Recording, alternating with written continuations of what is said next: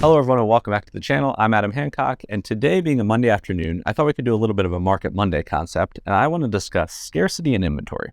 You know, if you've been participating in any way in the housing market in recent history, whether that is active or even voyeur, I'm sure you're aware of this really tough supply situation. You know, you go to Zillow, you see the same homes over and over and over in the resale market.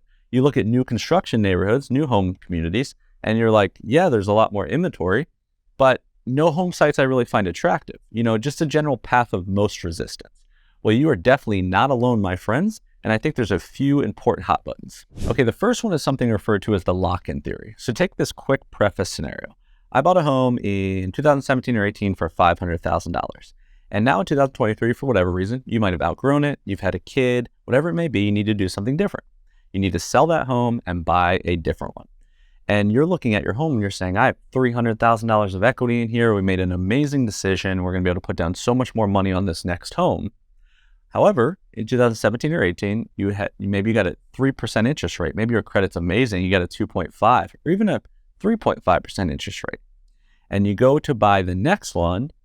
And first off, the interest rate's at 6.5%. So you're like, oh, that equity gain, do we really gain anything? And plus, we might never get the chance to go back and get that low interest rate because that was historically low.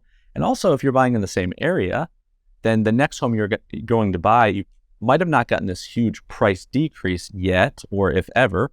So you're also buying a more expensive home. So in essence, when you boil it down mathematically, unless you have to do something, you may be stuck. So for this key reason of the majority of sellers feeling locked in and not wanting to break this historically low chain of interest rates, we think this will be one of the biggest reasons by far that supply remains down. You know, and you can really see the sensitivities of this really unnatural curve. Goldman Sachs recently came out and said that 99% of current borrowers that are holding mortgages have an interest rate less than 6%.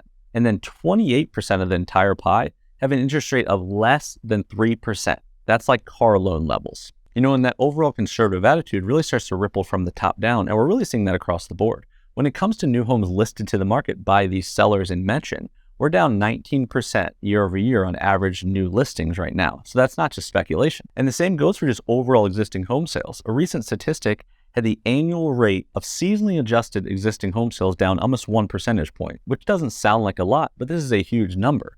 So just to put that in perspective, that's the lowest level since October of 2010. And then there's resale homes specifically, which would be the application to this lock-in theory overall. I know I harp on new construction a lot, but resale homes are by far the biggest portion of the overall U.S. housing market sales. They plunged 37% on a year-over-year basis as of this January 2023. And the data just continually supports that inventory remains low across the board, really, not just in little microcosms. You know, I was reading a study recently, I think by Redfin, where they took 54 large markets. So that's above a certain population, saying a large metro would be a better indicator of economic stability. 29 of the 54 markets had a 5-year inventory decline equal to or above the national change of minus 30%. What's interesting in that study that I pulled out, the number one and number two overall decline, 62% down and 59% down, were both Chicago, Illinois suburbs. And this kind of supports that conversation I've had a lot in the past about the ripple of the work feasibility of people leaving the urban environments, going to the suburb people getting this huge windfall going to Florida. But that suburb conversation was always fragile. And now when the suburbs revert back, I don't think that's ever coming back. So needless to say, the loosening of this lock-in theory is something we need to 100% keep an eye on. A second real big heartburn besides this that I've been seeing is new home construction builders reserving or holding back the most attractive home sites for later. So say, for example, you've identified the absolute perfect area for you and your family to move, maybe even one individual community, you're that minute. And you go in there and there's 30 separate home sites available. There's 25 different home models you can build with that builder. But when you start to narrow it down, this one has power lines and that's a deal breaker for you. This one is on a lake, but that lake costs $200,000 for just the home site, and you just don't value the lakes like that, or maybe you don't even want to back into a lake for whatever reason. This one's close to a busy road. This one's backyard's pinched. This one sides into another home. And you really boil it down, you're like, actually, there's not 30 for me personally and my family. There's 0. I don't like any of them, but I have cash. I'm ready to go right now. And you go to the builder and you're like, if you release lot number 17, I'll buy right here. I'll sign today. if you release this. We're going to upgrade it. We're all cash. We're ready to go. And they won't release it. So in essence, you are stuck between a rock and a hard place. So this one is becoming a big issue, I would say, especially in 2023 year to date. It's tricky because I kind of see both sides, but it's tricky to navigate. So say a neighborhood's building, 1,500 homes, for instance. That might be an 8-year total build out in the current state of things. Well, the way they release that and the way they try to hit that 8-year goal is typically by releasing in phases. Phase 1, 2, 3, however many it may be, which the phases involved a spread of different price points, a spread of different home types, but also a geography, because they usually try to build the neighborhood out. So the roads in phase 4 might not even be ready yet. So each phase might have, say each phase you liked something in it, might have more attractive lots, might be the border of the neighborhood, which might be close to a road. Some might back into a wall, some might back into other homes. There's going to be water there as well. They're trying to navigate all of that. And then the home buyers are trying to navigate that too. But typically the home buyers will see the whole plan. They'll see the whole thing. So they'll see areas that look amazing on a map, but they have no idea when that release timing is going to be. So everyone's trying to guess this big logistical battle. If say everything was ready and the builder released the best home sites first, I'm not sure they think they would sell all of them if they sold off the best ones first. They really want to complete each phase and then move on. But then you, as a buyer, if you like something in phase 2 better than phase 1, you have to guess, if I let this go, will this also be a viable option for me? And it's just this really hard thing to time, and it's very, very frustrating. The builders also are looking at that maybe at the most mature phase of this neighborhood, it might be at a price point that's aggregated at that point and involved.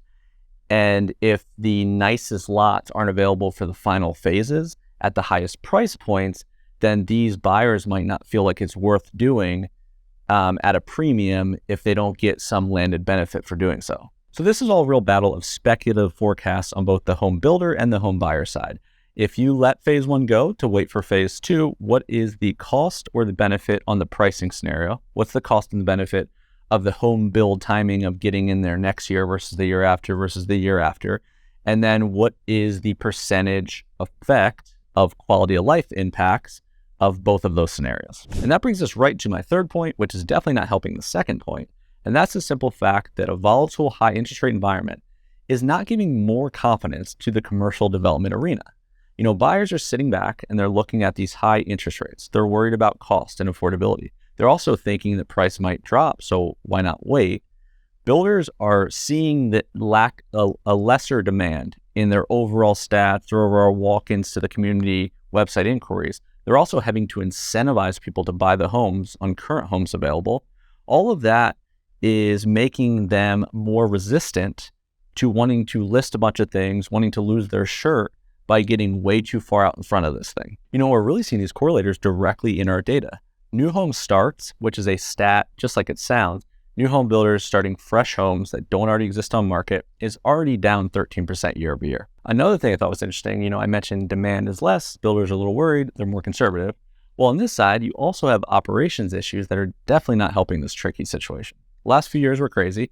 So say builder had to acquire land at a more expensive rate due to the competitive nature, and that's going to get pushed onto the buyer. You also have materials. So I'm sure you've heard the COVID issues with supply chain.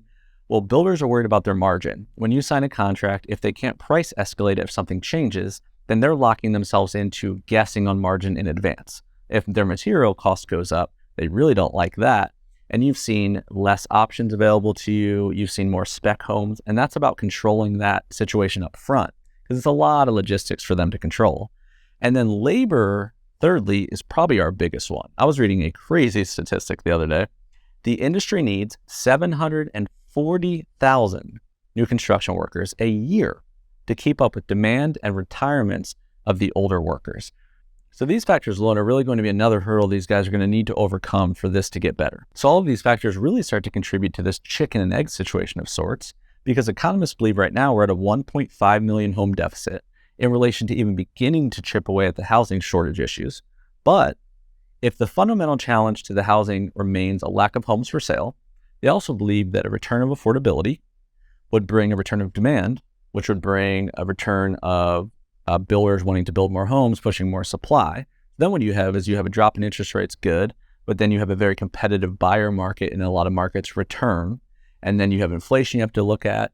So when the dust settles, do we get to a net-net situation where the buyer actually benefits? And the last point I wanted to make was the idea of the total hot or attractive metro city list actually shrinking. A lot of the data I'm seeing on my side, both qualitative and quantitative, are showing that the main target areas where the majority of the population wants to be, especially when it comes to relocation and net migration, is becoming a smaller and smaller list. People aren't picking between 4 or 5 cities. It's tiny. And the bigger issue is not your personal list being small, it's that most people's lists are identical. So the ripple effect of all this is if you're someone trying to educate yourself about the market and you're watching the latest real estate news and you're trend watching and you're seeing that prices are going to come down 6% in 2023 and there's going to be these new home opportunities in these areas. Well, if you're someone that's trying to go to an area that is on everyone's short list and even more short lists, like Florida, for example, it's probably 4 or 5 total cities that 90% of the population migrates to. But then you step one step back and you say, well, if they pick the Gulf Coast versus the Atlantic, which everyone is, then you're probably competing against 1 or 2 total cities. So these areas that remain hot, they might not get these effects. The reason that prices might be down 6%, not 9%, is because there's other markets that aren't getting hurt by that necessarily. So in these microcosms, you can potentially exacerbate all the issues I mentioned previous in the video. You know, we see these examples in a waterside in Lake Ranch, Florida, Hyde Park in South Tampa, Western Naples even, just to name a few. And it's tricky from a buyer, especially out of state perspective, because you're seeing stuff from your home state. A lot of people are watching national news, CNBC, and you're seeing these national averages of estimated decreases and drops and all this kind of thing. And you come here and you're like, these guys are so arrogant still. They're out of touch. I'm going to wait them out. But what they're seeing that you're not seeing is they're releasing a average price neighborhood of 2 million. They're releasing 60 lots and selling all of them in 24 hours. They're opening a new model home and seeing 200, 300 people walk through on one Sunday. They're just seeing things that you're not seeing. And that's not telling them, let's decrease this effort or offer incentives. So in particular markets in the country, it's all not equal. And it's just something to be cognizant of. Okay, my friends, I think I'm going to wrap today's discussion right there. I hope you enjoyed it, maybe found an interesting tidbit here or there. If you are in the midst of any real estate struggles or you're in the midst of a home search or relocation and you would like to speak with our team, I'm going to put all their contact information right here. You can schedule a call by calendar. You can give us a call directly, text, email, anything that fits best with your schedule. We would love to assist, especially in the state of Florida. And if you did like the video, you resonated with any of the content, please consider subscribing and liking. And also the website has a bunch of free tools, resources, anything else to get engaged. Thank you so much for watching. We'll see you in the next one.